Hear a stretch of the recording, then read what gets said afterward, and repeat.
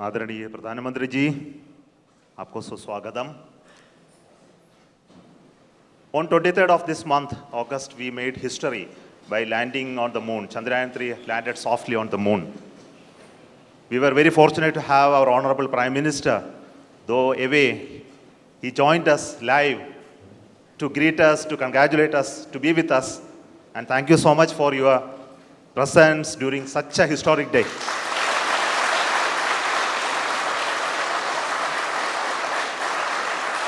You promised us that you will come and meet us on that day. And you are here. And thank you so much for your gracious presence today amongst us. And today we look forward to your words of wisdom, your vision, your expectation from us. And for all those words, we are at ears to you. Honorable Pradhana Mantri ji, आपको मेरा स्वागत इसरो में ये control centre में. Thank you, sir.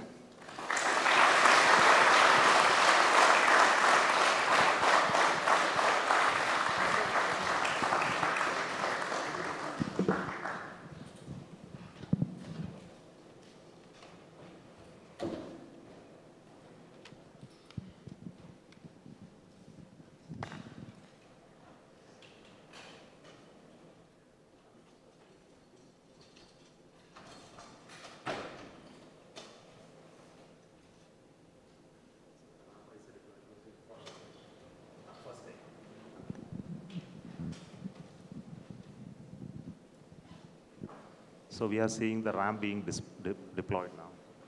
This is animation. We'll see the real.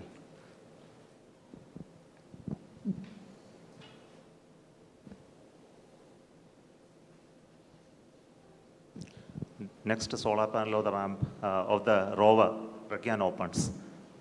Then it establishes communication with the lander.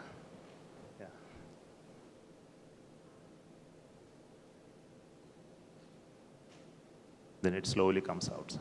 Now the rover has already moved 12 meters. So we'll see the onboard camera visuals. So this is a camera mounted on the side just before the ramp deployment. So what you're seeing is the deployment of the ramp with the rover mounted on that. The solar panel of the rover is deployed already and it is getting released and moving towards moon, sir.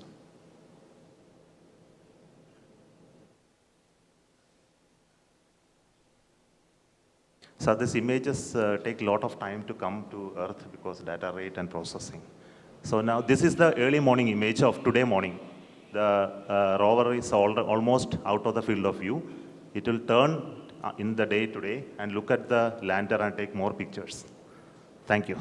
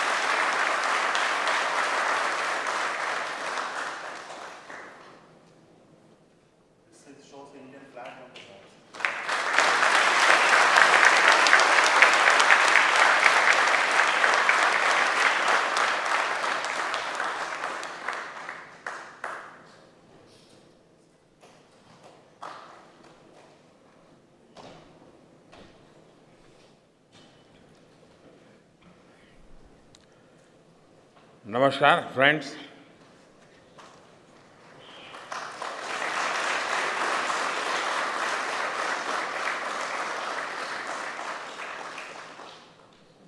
आप सभी के बीच आकर आज एक अलग ही खुशी महसूस कर रहा हूं। शायद ऐसी खुशी बहुत रेयर ओकेजन होते हैं जब तन मन खुशियों से भर गया हो। और व्यक्ति के जीवन में कई बार ऐसी घटनाएं घटती हैं कि वो बेसब्री हावी हो जाती है। इस बार मेरे साथ भी ऐसा ही हुआ है। इतनी बेसब्री,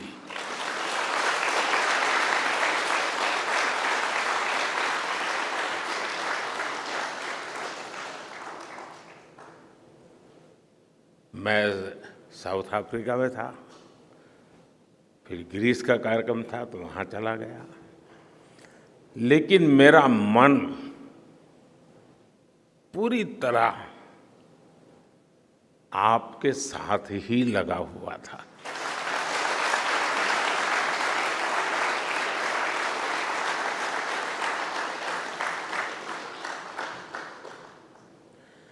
लेकिन कभी कभी लगता है कि मैं आप लोगों के साथ अन्याय कर देता हूँ।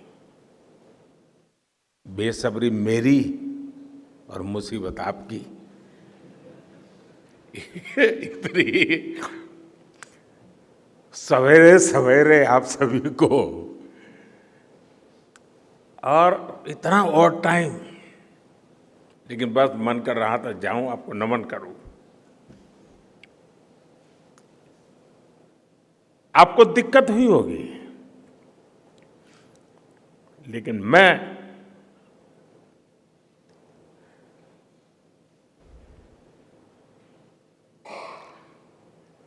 भारत में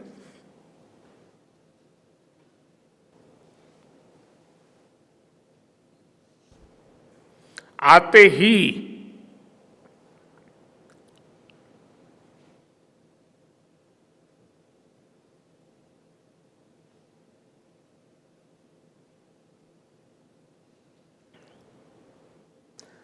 जल्द से जल्द आपके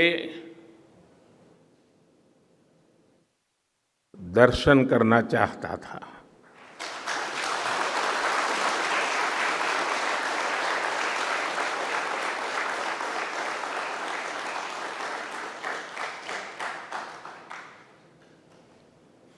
आप सबको सैल्यूट करना चाहता था।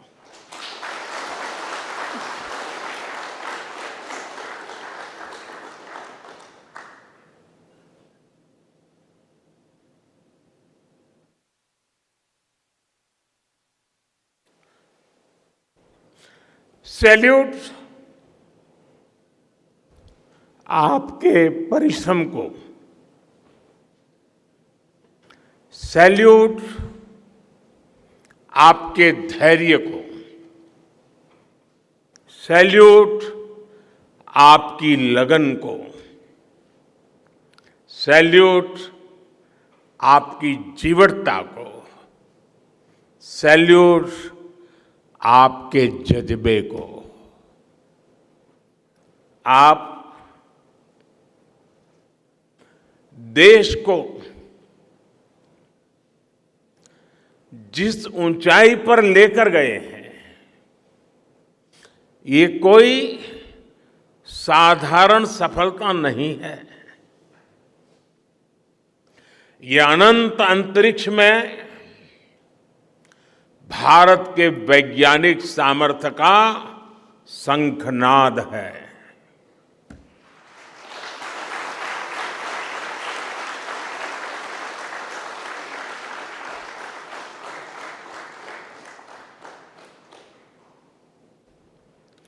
India India is on the moon.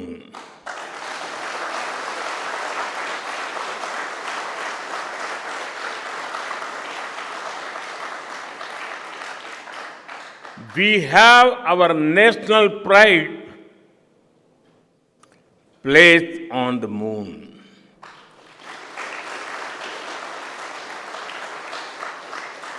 हम वहां पहुंचे जहां कोई नहीं पहुंचा था। हमने वो किया जो पहले कभी किसी ने नहीं किया था। ये आज का भारत है, निर्भीक भारत, जुझारू भारत।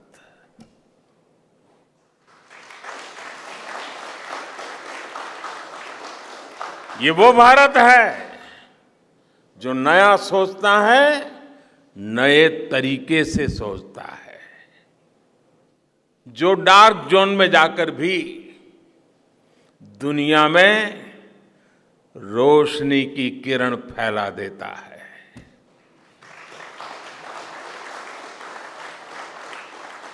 21वीं सदी में यही भारत दुनिया की बड़ी बड़ी समस्याओं का समाधान करेगा। मेरी आंखों के सामने 23 अगस्त का वो दिन,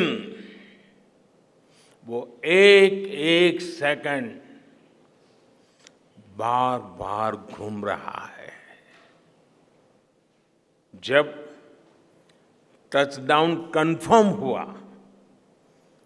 तो जिस तरह यहां इसरो सेंटर में पूरे देश में लोग उछल पड़े, वो दृश्य कौन भूल सकता है। कुछ स्मृतियां अमर हो जाती है। वो पल अमर हो गया। वो पल इस सदी के सबसे प्रेरणादायी क्षणों में से एक है। हर भारतीय को लग रहा था कि विजय उसकी अपनी है। खुद महसूस करता था। हर भारतीय को लग रहा था कि जैसे वो खुद एक बड़े एग्जाम में पास हो गया है। आज भी बधाइयां दी जा रही है, संदेश दिए जा रहे हैं, और ये सब मुमकिन बनाया है आप सबने, आपने।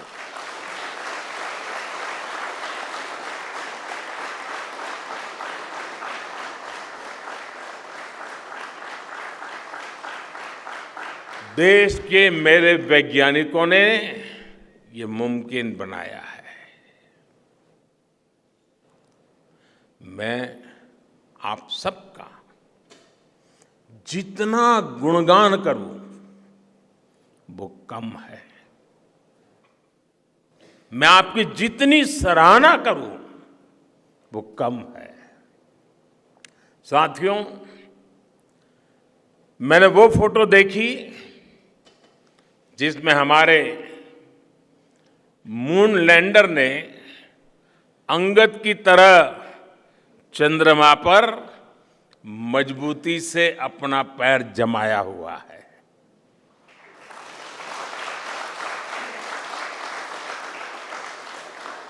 एक तरफ विक्रम का विश्वास है तो दूसरी तरफ प्रज्ञान का पराक्रम है।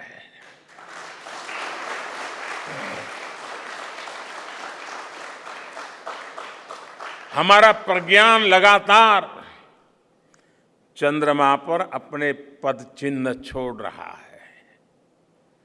अलग अलग कैमरों से ली गई जो तस्वीरें अभी रिलीज हुई और मुझे देखने का सौभाग्य मिला, वो अद्भुत है। मानव सभ्यता में पहली बार धरती के लाखों साल के इतिहास में पहली बार उस स्थान की तस्वीर मानव अपनी आंखों से देख रहा है। और ये तस्वीर दुनिया को दिखाने का काम भारत ने किया है।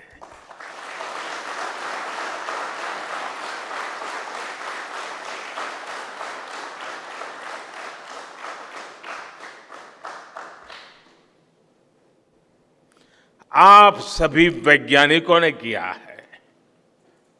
आज पूरी दुनिया भारत की साइंटिफिक स्पिरिट का, हमारी टेक्नोलॉजी का और हमारे साइंटिफिक टेम्परामेंट का लोहा मान चुकी है।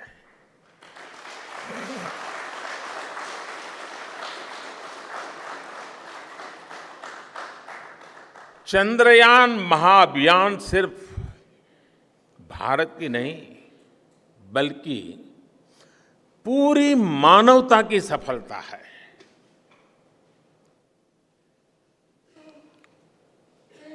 हमारा मिशन जिस क्षेत्र को एक्सप्लोर करेगा उससे सभी देशों के लिए मून मिशंस के नए रास्ते खुलेंगे। ये चांद के रहस्य को तो खोलेगा ही, साथ ही धरती की चुनौतियों के समाधान में भी मदद करेगा। आपकी इस सफलता के लिए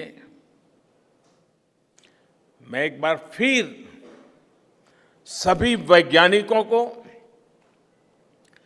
टेक्नीशियंस, इंजीनियर्स और चंद्रयान महाअभियान से जुड़े सभी सदस्यों को बधाई देता हूं।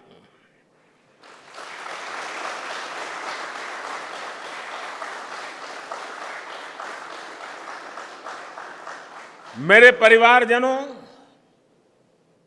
आप जानते हैं कि स्पेस मिशंस के टच डाउन पॉइंट को एक नाम दिए जाने की वैज्ञानिक परंपरा है। चंद्रमा के जिस हिस्से पर हमारा चंद्रयान उतरा है, भारत ने उस स्थान के भी नामकरण का फैसला लिया है।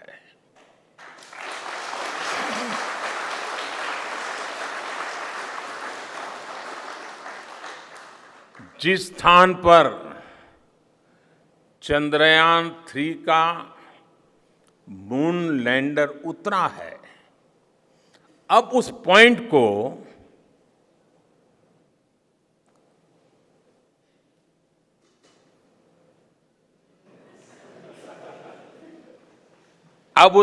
को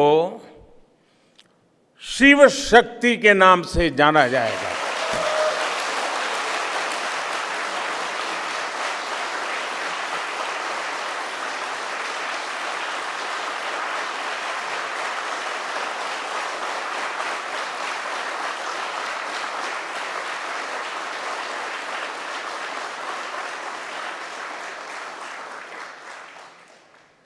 शिव में मानवता के कल्याण का संकल्प समाहित है और शक्ति से हमें उन संकल्पों को पूरा करने का सामर्थ्य मिलता है। चंद्रमा का शिव शक्ति पॉइंट हिमालय से कन्याकुमारी से जुड़े होने का बोध कराता है।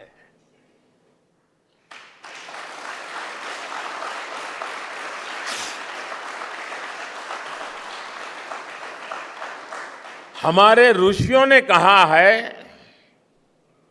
येन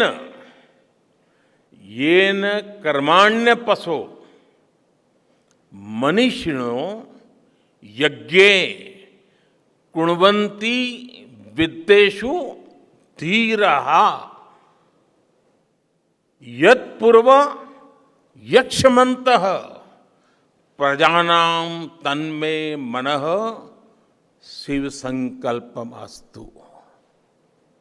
अर्थात जिस मन से हम कर्तव्य कर्म करते हैं, विचार और विज्ञान को गति देते हैं, और जो सबके भीतर मौजूद है, वो मन शुभ और कल्याणकारी संकल्पों से जुड़े।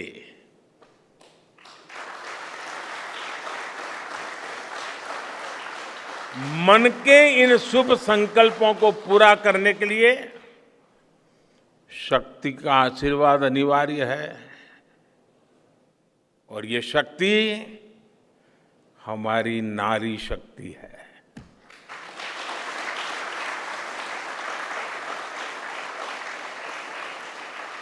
हमारी माताएं बहनें हैं। हमारे यहां कहा गया है, सृष्टि स्थिति विनाशानां शक्ति भूते सनातनी। अर्थात निर्माण से प्रलय तक पूरी सृष्टि का आधार नारी शक्ति ही है।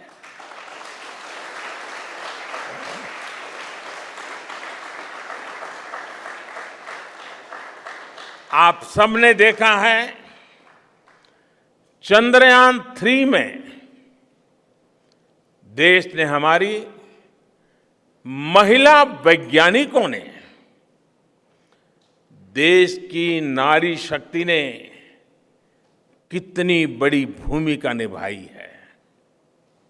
चंद्रमा का शिव शक्ति पॉइंट सदियों तक भारत के इस वैज्ञानिक और दार्शनिक चिंतन का साक्षी बनेगा।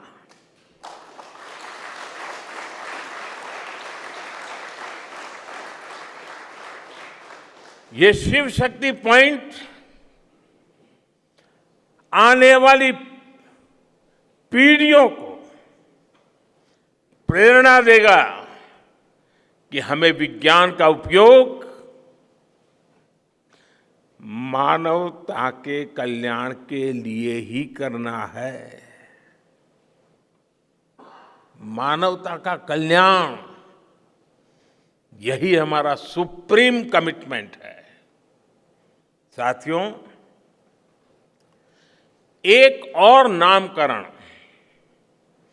काफी समय से लंबित है।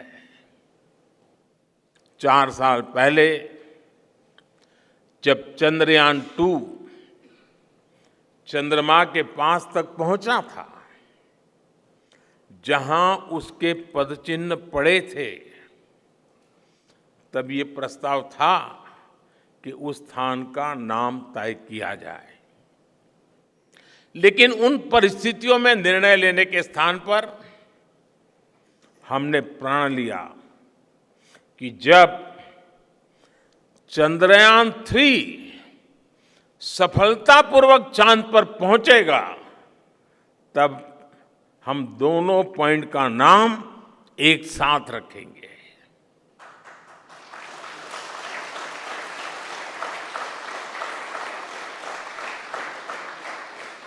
और आज मुझे लगता है कि जब हर घर तिरंगा है, जब हर मन तिरंगा है और चांद पर भी तिरंगा है, तो तिरंगा के सिवाय चंद्रयान 2 से जुड़े उस स्थान को और क्या नाम दिया जा सकता है।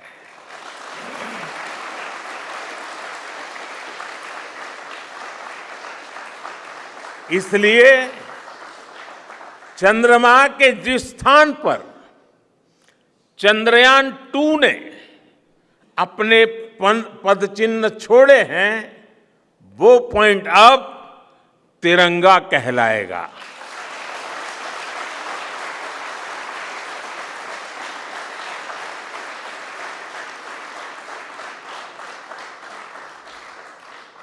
ये तिरंगा पॉइंट भारत के हर प्रयास की प्रेरणा बनेगा। ये तिरंगा पॉइंट हमें सीख देगा कि कोई भी विफलता आखिरी नहीं होती। अगर दृढ़ इच्छा शक्ति हो तो सफलता मिलकर के ही रहती है। यानी मैं फिर दोहरा रहा हूं, चंद्रयान 2 के पद चिन्ह जहां है, वो स्थान आज से तिरंगा पॉइंट कहलाएगा। और जहां पर चंद्रयान 3 का मून लैंडर पहुंचा है, वो स्थान आज से शिव शक्ति पॉइंट कहलाएगा।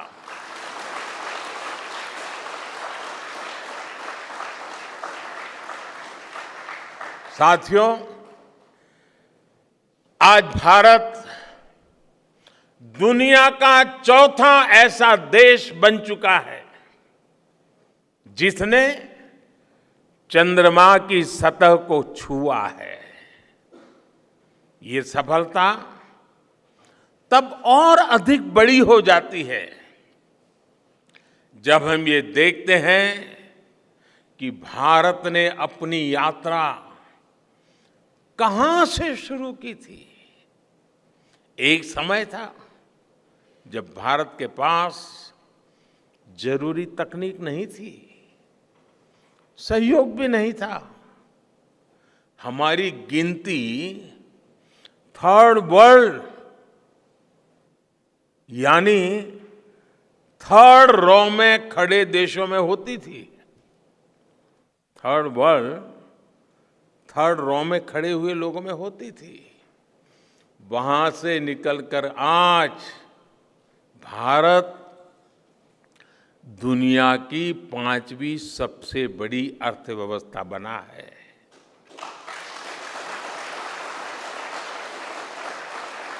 आज ट्रेड से लेकर टेक्नोलॉजी तक भारत की गिनती पहली पंक्ति यानी फर्स्ट रो में खड़े देशों में हो रही है। यानी थर्ड रो से फर्स्ट रो तक इस यात्रा में इसरो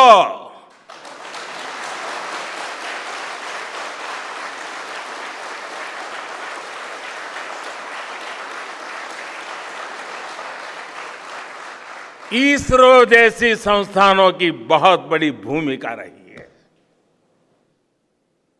आपने आज मेक इन इंडिया को चांद तक पहुंचा दिया है।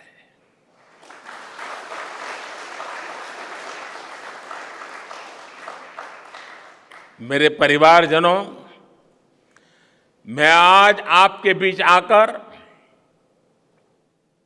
विशेष तौर पर देशवासियों को आपकी मेहनत के बारे में बताना चाहता हूं। जो मैं बातें बता रहा हूं वो आपके लिए नई नहीं है, लेकिन आपने जो किया है, जो साधना की है, वो देशवासियों को भी पता होना चाहिए।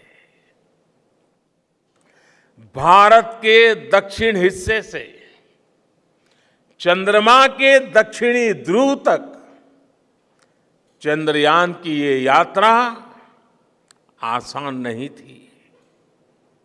मून लैंडर की सॉफ्ट लैंडिंग सुनिश्चित करने के लिए हमारे वैज्ञानिकों ने इसरो की रिसर्च फैसिलिटी में आर्टिफिशियल मून तक बना डाला। इस आर्टिफिशियल मून पर विक्रम लैंडर को अलग अलग तरीके से सरफेस पर उतारकर उसका टेस्ट किया गया था। अब इतने सारे एग्जाम देकर हमारा मून लैंडर वहां गया है तो उसे सक्सेस मिलनी ही मिलनी थी।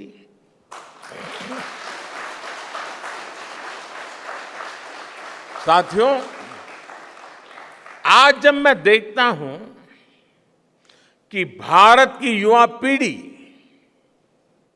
साइंस को लेकर, स्पेस को लेकर, इनोवेशन को लेकर इतनी एनर्जी से भरी हुई है, तो उसके पीछे हमारे ऐसे ही स्पेस मिशंस की सफलता है। मंगलयान की सफलता ने, चंद्रयान की सफलता ने, गगनयान की तैयारी ने देश की युवा पीढ़ी को एक नया मिजाज दे दिया है। आज भारत के छोटे छोटे बच्चों की जुबान पर चंद्रयान का नाम है।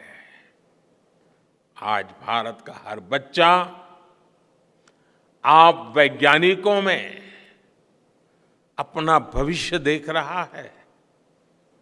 इसलिए आपकी उपलब्धि सिर्फ ये नहीं है कि आपने चांद पर तिरंगा लहराया, लेकिन आपने एक और बड़ी उपलब्धि हासिल की है, और वो उपलब्धि है भारत की पूरी पीढ़ी को जागृत करने की, उसे नई ऊर्जा देने की।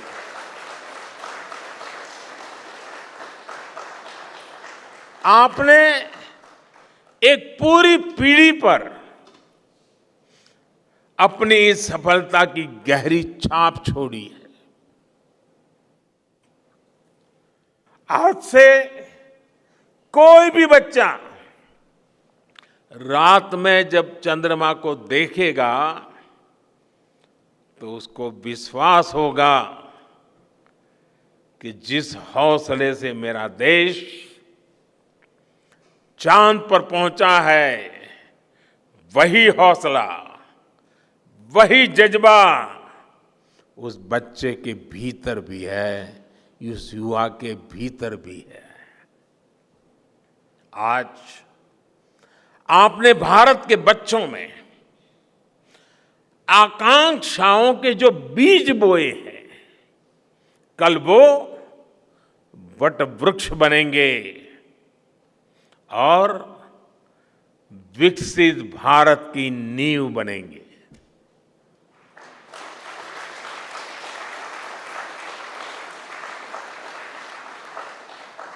हमारी युवा पीढ़ी को निरंतर प्रेरणा मिलती रहे, इसके लिए एक और निर्णय लिया गया है। 23 अगस्त को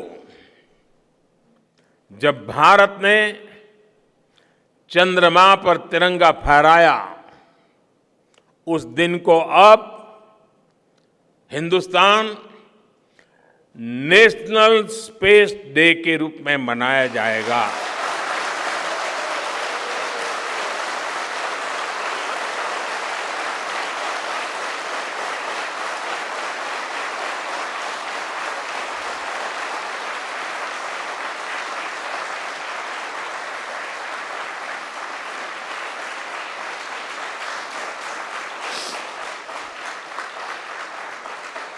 जब हर वर्ष national space day science, technology और इनोवेशन की स्पिरिट को सेलिब्रेट करेगा, हमें हमेशा हमेशा के लिए प्रेरित करता रहेगा।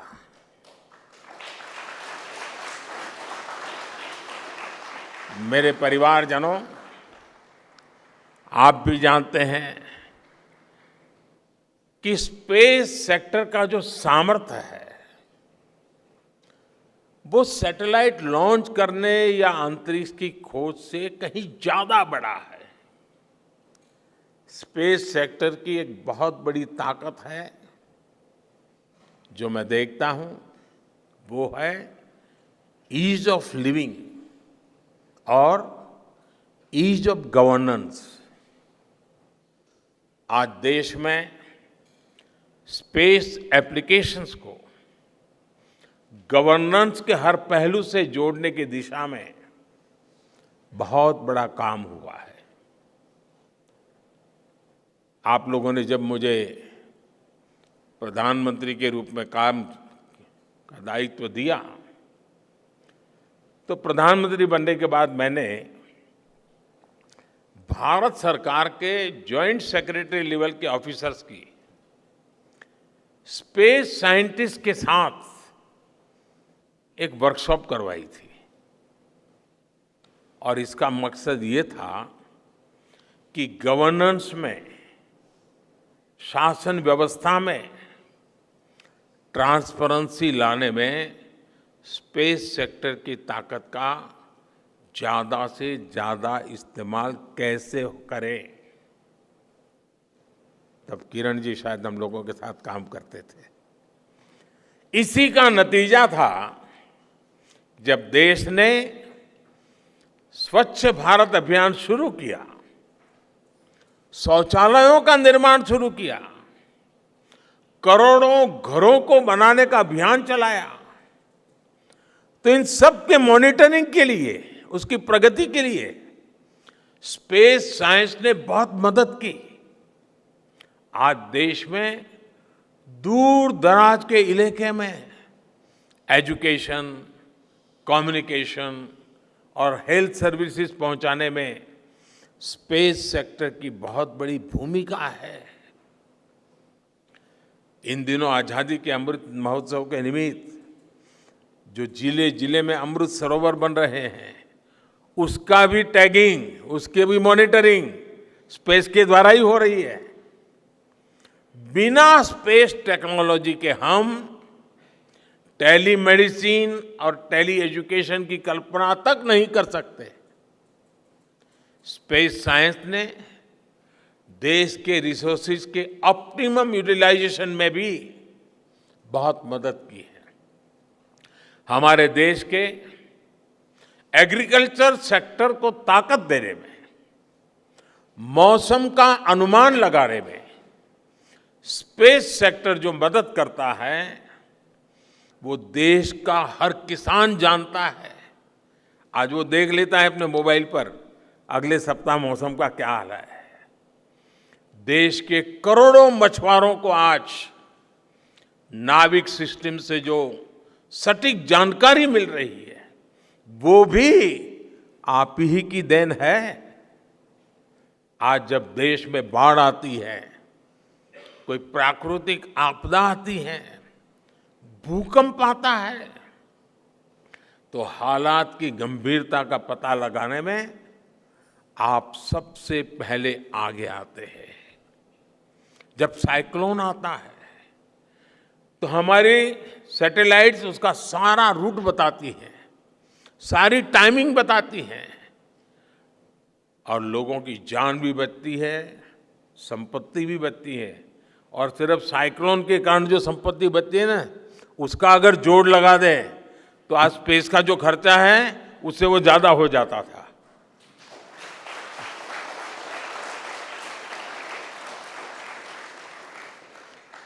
हमारे PM Gati Shakti national master plan का आधार भी स्पेस टेक्नोलॉजी ही है। और आज दुनिया भारत के इस गतिशक्ति प्लेटफॉर्म का अध्ययन कर रही है कि प्लानिंग और मैनेजमेंट में ये प्लेटफॉर्म कितना उपयोगी हो सकता है। इससे प्रोजेक्ट्स की प्लानिंग, एजुकेशन और मॉनिटरिंग में काफी मदद मिल रही है। समय के साथ बढ़ता हुआ स्पेस एप्लीकेशन का ये दायरा हमारे युवाओं के लिए अपॉर्चुनिटीज भी बढ़ा रहा है, अवसर बढ़ा रहा है। और इसलिए आज मैं एक सुझाव भी देना चाहता हूं और मैं चाहूंगा कि आपके यहां से जो रिटायर्ड लोग हैं वे इसमें काफी मदद कर सकते हैं। अब ये मत बोलिएगा कि इतनी सुबह सुबह मोदी जी यहां आए और कुछ काम भी दे करके जा रहे हैं। साथियों, मैं चाहूंगा कि इसरो केंद्र सरकार के विभिन्न मंत्रालय और राज्य सरकारें मिलकर गवर्नेंस में स्पेस टेक्नोलॉजी पर एक नेशनल हैकाथॉन का आयोजन करें। इस हैकाथॉन में ज्यादा से ज्यादा युवा, ज्यादा से ज्यादा यूनिवर्सिटी, ज्यादा से ज्यादा नौजवान वो शामिल हो, जुड़े। मुझे विश्वास है ये नेशनल हैकाथॉन हमारी गवर्नेंस को और प्रभावी बनाएगा, देशवासियों को मॉडर्न सॉल्यूशंस देगा। और साथियों, आपके अलावा मैं अपनी युवा पीढ़ी को एक और टास्क अलग से देना चाहता हूं। और होमवर्क के दिए बिना बच्चों को काम करने का मजा नहीं आता है। आप सब जानते हैं कि भारत वो देश है जिसने हजारों वर्ष पूर्व ही धरती के बाहर अनंत अंतरिक्ष में देखना शुरू कर दिया था। हमारे यहां सदियों पहले अनुसंधान परंपरा के आर्यभट्ट, ब्रह्मगुप्त, वराहमिहिर और भास्कराचार्य जैसे ऋषि मनीषी हुए थे। जब धरती के आकार को लेकर भ्रम था, तब आर्यभट्ट ने अपने महान ग्रंथ आर्यभट्टीय में धरती के गोलाकार होने के बारे में विस्तार से लिखा था। उन्होंने एक्सिस पर पृथ्वी की रोटेशन और उसकी परिधि की गणना भी लिख दी थी। इसी तरह सूर्य सिद्धांत जैसे ग्रंथों में भी कहा गया है, सर्वत्रैव महिगोले, सर्वत्रैव महिगोले स्वस्थानम उपरि स्थितम मन्यन्ते खेयतो गोलस तस्य क्व ऊर्ध्वं क्व वाधः। अर्थात पृथ्वी पर कुछ लोग अपनी जगह को सबसे ऊपर मानते हैं, लेकिन ये गोलाकार पृथ्वी तो आकाश में स्थित है, उसमें ऊपर और नीचे क्या हो सकता है, ये उस समय लिखा गया था। ये तो मैंने सिर्फ एक श्लोक बताया है। ऐसी अनगिनत रचनाएं हमारे पूर्वजों ने लिखी हुई है। सूर्य, चंद्रमा और पृथ्वी के एक दूसरे के बीच में आने से ग्रहण की जानकारी हमारे कितने ही ग्रंथों में लिखी हुई पाई जाती है। पृथ्वी के अलावा अन्य ग्रहों के आकार की गणनाएं, उनके मूवमेंट से जुड़ी जानकारी भी हमारे प्राचीन ग्रंथों में मिलती है।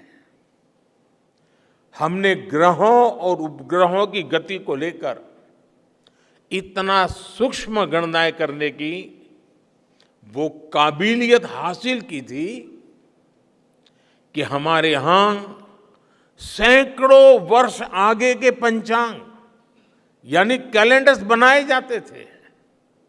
इसलिए मैं इससे जुड़ा एक टास्क अपनी नई पीढ़ी को देना चाहता हूं, स्कूल कॉलेज के बच्चों को देना चाहता हूं।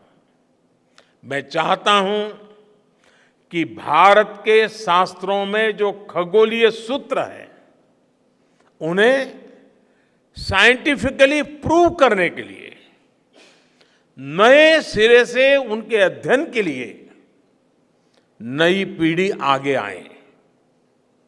ये हमारी विरासत के लिए भी जरूरी है और विज्ञान के लिए भी जरूरी है। आज जो स्कूल के, कॉलेज के, यूनिवर्सिटी के स्टूडेंट्स हैं, रिसर्चर्स हैं, उन पर एक तरह से ये दोहरा दायित्व है। भारत के पास विज्ञान के ज्ञान का जो खजाना है वो गुलामी के लंबे कालखंड में दब गया है, छिप गया है। आजादी के इस अमृत काल में हमें इस खजाने को भी खंगालना है, उस पर रिसर्च करनी है और दुनिया को भी बताना है। दूसरा दायित्व ये कि हमारी युवा पीढ़ी को आज के आधुनिक विज्ञान, आधुनिक टेक्नोलॉजी को नए आयाम देने हैं। समंदर की गहराइयों से लेकर आसमान की ऊंचाई तक, आसमान की ऊंचाई से लेकर अंतरिक्ष की गहराई तक आपके लिए करने के लिए बहुत कुछ है।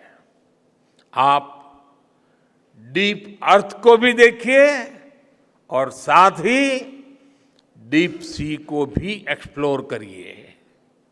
आप नेक्स्ट जनरेशन कंप्यूटर बनाइए और साथ ही जेनेटिक इंजीनियरिंग में भी अपना सिक्का जमाइए। भारत में आपके लिए नई संभावनाओं के द्वार लगातार खुल रहे हैं। 21वीं सदी के इस कालखंड में जो देश साइंस और टेक्नोलॉजी में बढ़त बना ले जाएगा, वो देश सबसे आगे बढ़ जाएगा। साथियों, आज बड़े बड़े एक्सपर्ट्स कह रहे हैं कि अगले कुछ वर्षों में भारत की स्पेस इंडस्ट्री $8 बिलियन से बढ़कर $16 बिलियन की हो जाएगी। सरकार भी इस बात की गंभीरता को समझते हुए स्पेस सेक्टर में लगातार रिफॉर्म कर रही है। हमारे युवा भी कमर कसकर तैयार है। आपको जानकर सुखद आश्चर्य होगा कि पिछले 4 साल में स्पेस सेक्टर में काम करने वाले स्टार्टअप्स की संख्या 4 से बढ़कर करीब करीब 150 हो गई है।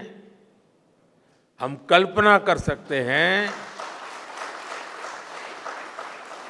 कि अनंत आकाश में कितनी अनंत संभावनाएं भारत का इंतजार कर रही हैं। वैसे कुछ दिन बाद 1 सितंबर से MyGov हमारे चंद्रयान मिशन को लेकर बहुत बड़ा क्विज कंपटीशन लॉन्च करने वाला है। हमारे देश के स्टूडेंट्स इससे भी शुरुआत कर सकते हैं। मैं देश भर के स्टूडेंट से आग्रह करूंगा कि आप सभी बड़ी संख्या में इससे जुड़े। मेरे परिवारजनों, देश की भावी पीढ़ी को आपका मार्गदर्शन बहुत आवश्यक है। आप जो इतने सारे इंपॉर्टेंट मिशंस पर काम कर रहे हैं, वो आने वाली पीढ़ी ही आगे ले जाने वाली है। आप उन सभी के रोल मॉडल हैं। आपकी रिसर्च और आपकी वर्षों की तपस्या, मेहनत ने साबित किया है कि आप जो ठान लेते हैं वो आप करके दिखाते हैं। देश के लोगों का विश्वास आप पर है और विश्वास कमाना छोटी बात नहीं होती है दोस्तों। आपने अपनी तपस्या से विश्वास कमाया है।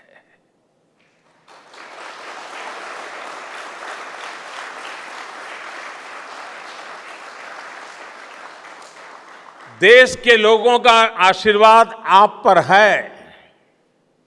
इसी आशीर्वाद की ताकत से, देश के प्रति इसी समर्पण भाव से भारत साइंस एंड टेक्नोलॉजी में ग्लोबल लीडर बनेगा।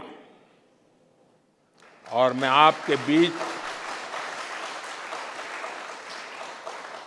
बड़े विश्वास के साथ बताता हूं, इनोवेशन की हमारी यही स्पिरिट ही 2047 में विकसित भारत के सपने को साकार करेगी। इसी विश्वास के साथ मैं फिर एक बार आप सबके दर्शन करके पावन हुआ हूं। देशवासी गौरव से भरे हुए हैं। सपने बहुत तेजी से संकल्प बन रहे हैं और आपका परिश्रम उन संकल्प को सिद्धि के तक ले जाने के लिए बहुत बड़ी प्रेरणा बन रहा है। आपको जितनी बधाई दूं कम है, जितना अभिनंदन करूं कम है। मेरी तरफ से करोड़ों करोड़ों देशवासियों की तरफ से, दुनिया भर की साइंटिफिक कम्युनिटी की तरफ से अनेक अनेक धन्यवाद, बहुत बहुत शुभकामनाएं। भारत माता की, भारत माता की, भारत माता की। धन्यवाद।